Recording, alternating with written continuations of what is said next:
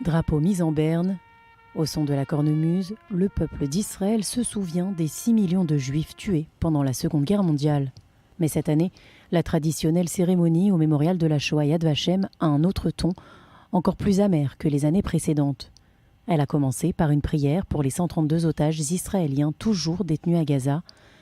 Et dans les discours du président et du premier ministre israélien, les massacres du 7 octobre ont évidemment été évoqués. 80 years ago, Il y a 80 ans, lors de la Shoah, le peuple juif était totalement sans défense face à ceux qui cherchaient notre destruction. Aucune nation ne nous est venue en aide. Aujourd'hui, nous sommes à nouveau confrontés à des ennemis déterminés à notre destruction. Je dis aux dirigeants du monde, aucune tentative de pression, aucune décision d'un forum international n'empêchera Israël de se défendre. En tant que Premier ministre d'Israël, le seul et unique État juif, je m'engage ici aujourd'hui depuis Jérusalem en ce jour de commémoration de la Shoah. Si Israël est contraint de se battre seul, Israël se battra seul. Mais nous savons que nous ne sommes pas seuls, car d'innombrables personnes honnêtes dans le monde soutiennent notre juste cause. Et je vous le dis, nous vaincrons nos ennemis génocidaires. Plus jamais ça, c'est maintenant. Tout au long des décennies qui se sont écoulées depuis la Shoah, nous avons promis à maintes reprises plus jamais ça. Et nous avons juré que le peuple juif ne se retrouverait plus jamais sans défense et sans protection.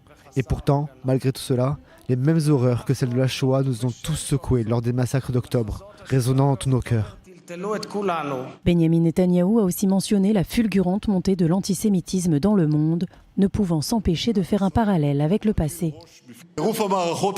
Cette folie a atteint les campus les plus distingués d'Occident. Les étudiants juifs et les partisans d'Israël subissent chaque jour des menaces, du harcèlement et des intimidations.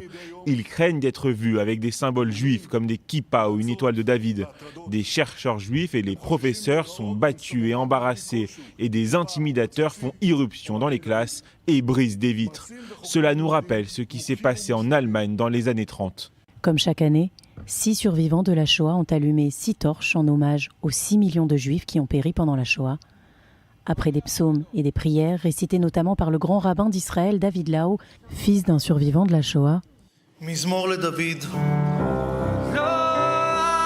la cérémonie s'est achevée sur une note d'espoir, l'hymne national israélien, la Tikva.